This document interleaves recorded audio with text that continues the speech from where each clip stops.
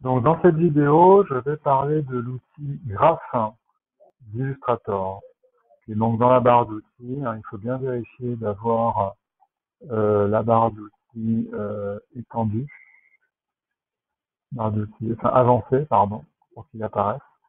Et l'outil Graph, il se trouve ici. Et si je reste appuyé dessus, vous voyez, vous avez, pardon, hop, je vais cliquer de travers, vous avez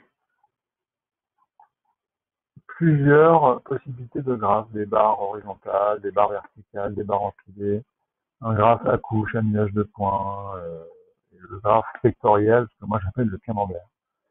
Voilà. La première façon d'utiliser le graphe, c'est donc de sélectionner une des possibilités, de tracer directement. Et là, en fait, il vous ouvre une petite palette qui ressemble un peu à Excel, et dans lequel je vais pouvoir mettre mes données. Euh, Par exemple, pour mettre trop, ça ne sert à rien.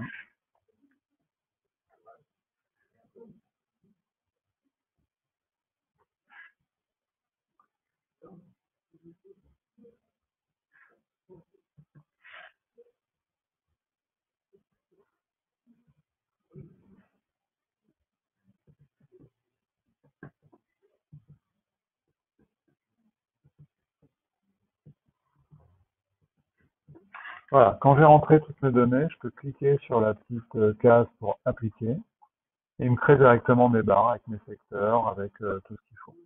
Je peux fermer cette petite palette.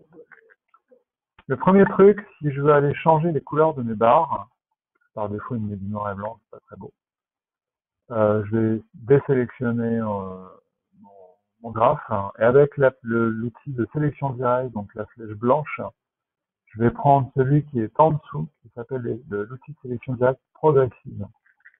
Et là, ce qui est intéressant, c'est que si, par exemple, je clique une première fois sur ma case Back, je reclique une deuxième fois dessus, il va automatiquement me sélectionner les barres qui vont avec. Ce qui fait que si là, je change la couleur, ben, il fait tout en même temps. De la même façon, je peux le faire dans l'autre sens. Je peux aller prendre une des barres de mon graphe, je reclique une fois dessus, il me prend les deux barres qui vont avec. Je reclique encore une fois dessus, il me prend la petite case qui va avec. Voilà, ça c'est un petit peu la première chose. Ensuite, quand je sélectionne mon graphe avec la flèche noire, je peux aller soit par le menu Objet, Graphe, Données, je peux aller remodifier les données, parce que bien évidemment, c'est modifiable. Je vois, je me suis trompé un peu dans les pourcentages. Hop, quand je valide, il me remet mes barres comme il faut. Ok. Ensuite de ça, si j'ai pas envie de passer par le menu Objet, parce que il est un peu long, ce menu Objet, je peux faire un clic droit et accéder directement à mes données. Je peux également partir d'un fichier Excel qu'on m'aurait gentiment fourni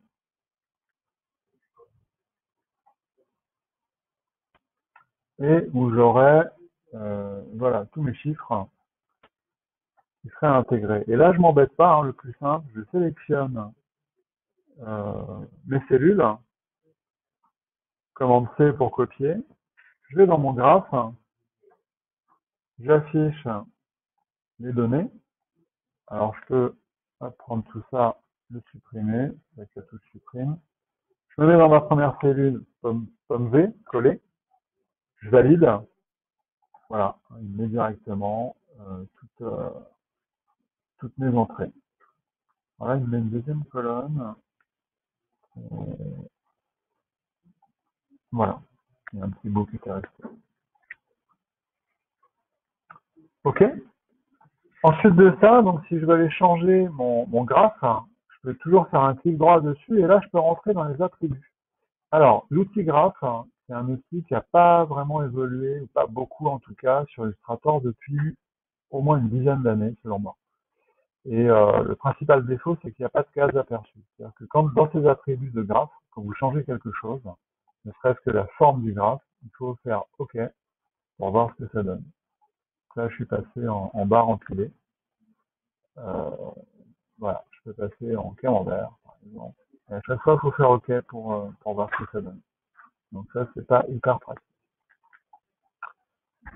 Dans les attributs, donc je peux changer tout un tas de choses. Si je repasse en barre normale, on va dire, je peux jouer, alors, je vais valider, hop, je peux jouer sur la largeur de mes barres, qui est ici, et la largeur de la catégorie. Ce qu'il appelle la catégorie, c'est tout l'espace qu'occupent les barres. Là, pour l'instant, ma largeur de catégorie est réglée à 80%. Ça veut dire que ça occupe de la première barre à la fin de la dernière barre 80% de la largeur totale de mon graphe. Alors, si je le mets à 100%, voilà. Alors, oui, il y a un petit décalage.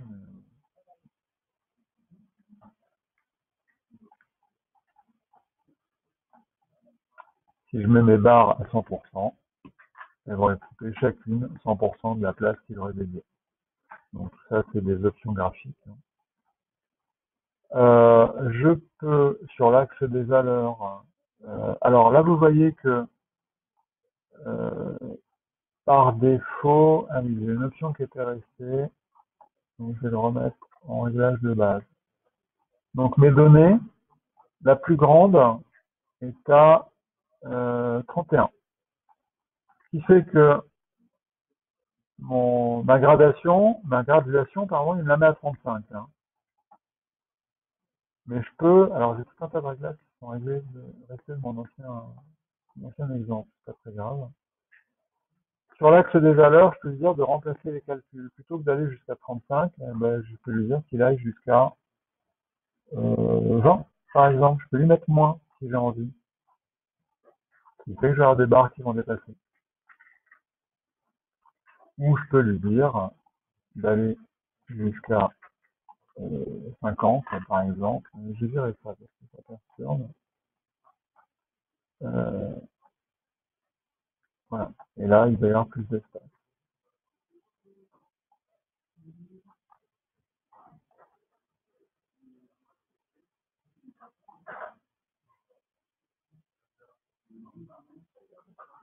Et puis, je peux, c'est ce qui était réglé par défaut, je peux lui mettre enfin par défaut, sur mon ancien exemple, je peux lui mettre un préfixe ou un suffixe. Donc, par exemple, si je parle d'euro sur le côté, je peux lui rajouter un euro ici, et directement dans mon axe des valeurs, il va me mettre un euro.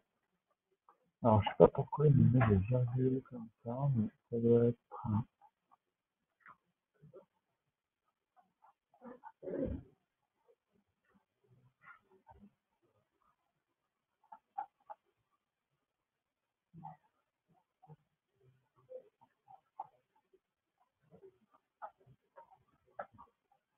Ah, ok, bah oui. C'est parce qu'en fait, donc je peux jouer sur le nombre de divisions ici, et comme j'ai mis un chiffre qui tombait pas rond, bah, il me mettait toutes les virgules après. Voilà. Je peux jouer sur la longueur des graduations, je peux les mettre longues, et je peux faire la même chose sur l'axe des valeurs, des catégories. Pardon. Voilà, il n'y a qu'une catégorie, donc ça va pas changer grand-chose.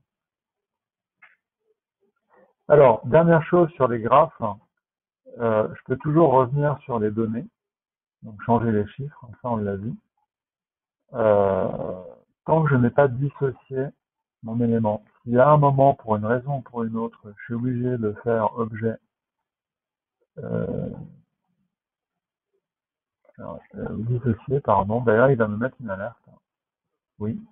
Là, je me retrouve avec un objet Illustrator classique. Hein. C'est-à-dire que je peux aller bouger des choses si j'ai envie. Sauf que j'ai plus accès aux données du graphe. C'est plus un graphe en fait, c'est un objet graphique. Données, il n'y a plus rien. Donc, il faut le dissocier uniquement quand vraiment on n'a pas le choix du tout, du tout, du tout. Dans la mesure du possible, il faut le garder en tant que graphe, ça permet de revenir sur les données.